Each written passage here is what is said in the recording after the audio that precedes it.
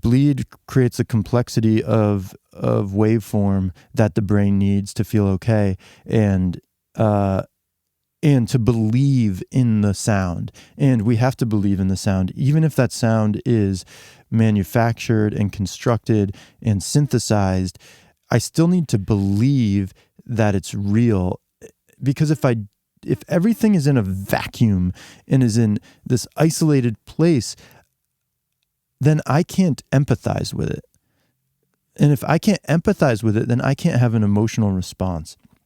And if I can't have an emotional response, and by I mean I as a listener, not I as a maker, or one as a listener. If one can't empathize and have an emotional response, then the music is a failure. Right.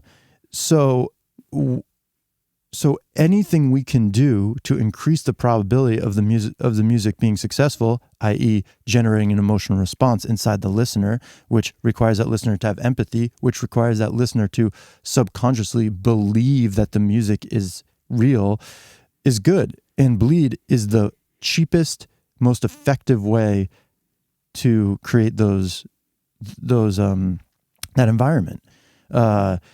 And recording your vocals on the speakers is a really easy and free way to get a little of that bleed.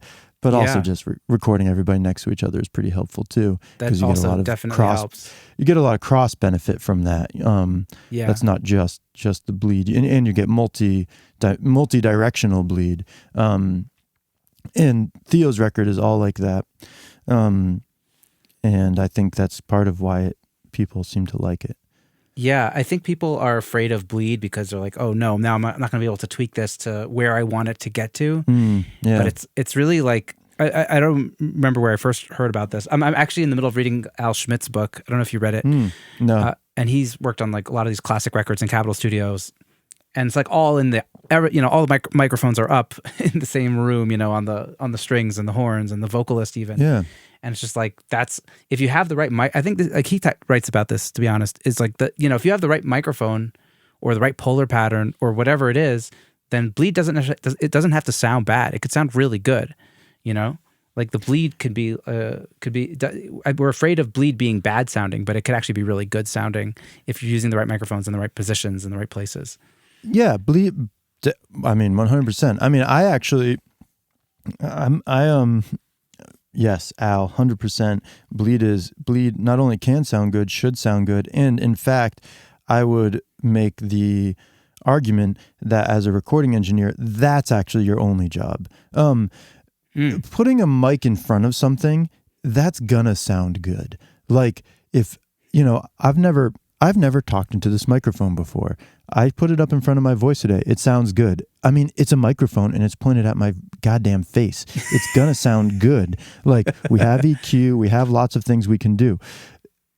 The challenging part, and the part where our job comes in, is actually making sure that the thing 25 feet away from me sounds good in this mic. And that's what I spend all my time on as a recording engineer. Yeah. So when we were doing Theo's record, I'm like, Jordan, play the kick drum. The kick drum's muted.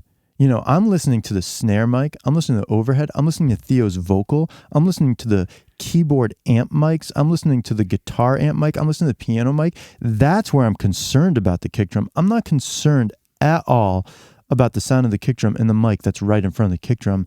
That mic is going to pick up kick drum. It's going to pick up Jordan Rose playing the kick drum. Jordan Rose playing the kick drum sounds good because Jordan Rose is playing the kick drum. You don't need to worry about that. What you need to worry about is the piano mic and the kick drum. And then same thing, when Theo starts singing, like I'm not monitoring Theo's vocal mic. I'm listening to the piano mic. I'm listening to the kick drum mic because I'm going to turn that kick drum up. And if that vocal sounds good in that kick drum mic, then I'm not going to have a problem. If that vocal sounds bad in the kick drum mic, I need to change out that kick drum mic. And so I just mic for bleed. I mic for spill 100%.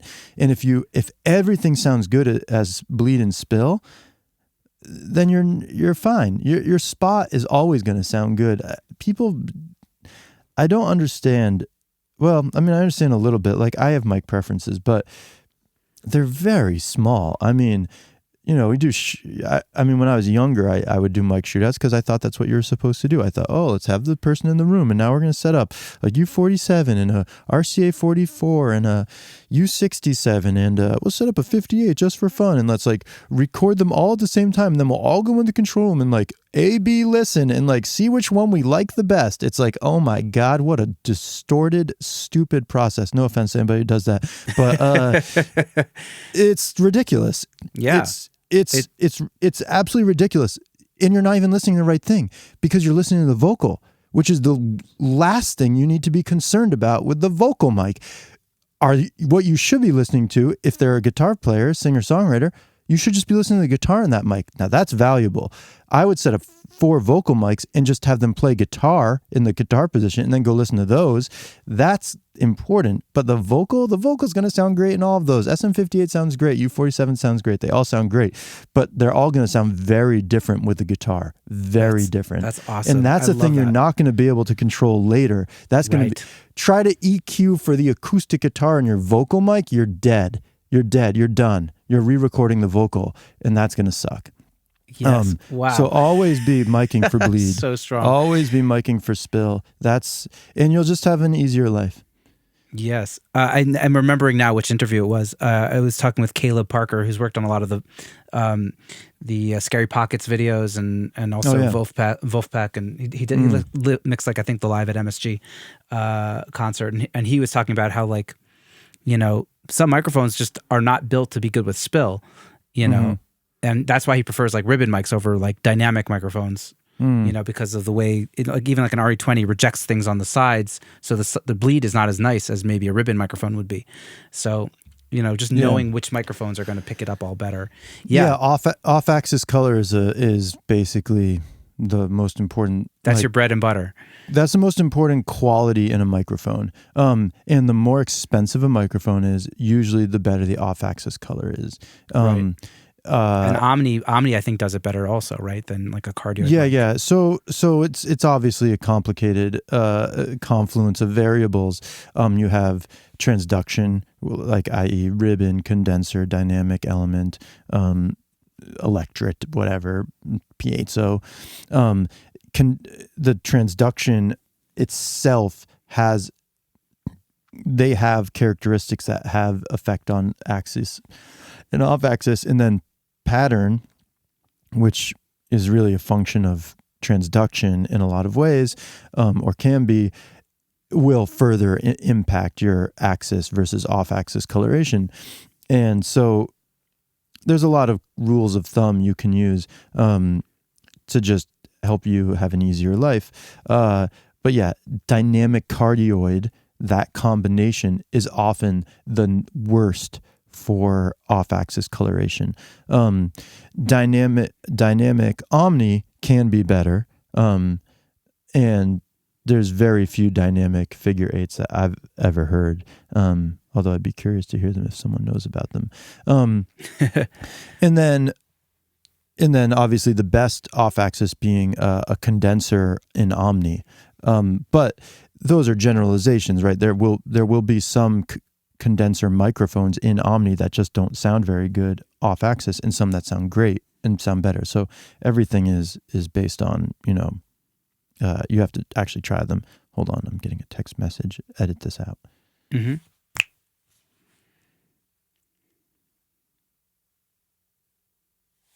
Okay, all good.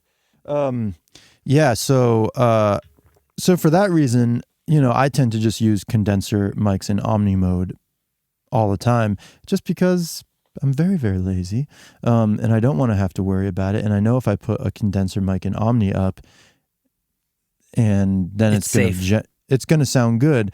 Ribbon mics also have pretty neutral off-axis, although the problem with ribbon mics is that they have very loud off-axis. So oftentimes with axis coloration, you're in, and not all the time, it's not a perfect correlation, but you're often trading volume for color. So as your off-axis volume goes down, your color gets worse. And that's your game. The game is find the sweet spot of volume and color off axis that's going to work for that specific day in the studio.